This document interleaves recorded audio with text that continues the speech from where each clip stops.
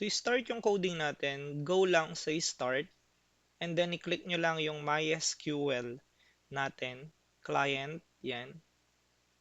And then ilagay nyo lang yung password na ni-register natin which is yung dac@palit2020. Then yan na ngayon yung interface natin ngayon.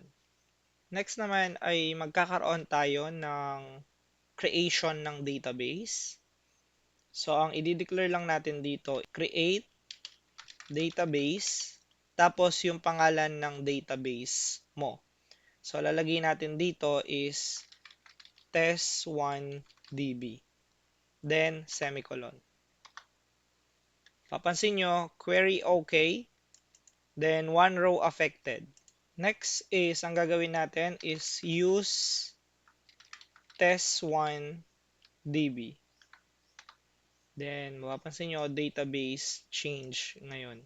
Now, anong purpose ng use test1db natin dito? Again, ang test1db will be yung database name. Ang purpose ng use guys at saka yung database change na lumitaw dito, ang purpose niyan is to tell yung MySQL natin na ang gusto nating galawin na database is yung test1db. So, yun yung purpose niya.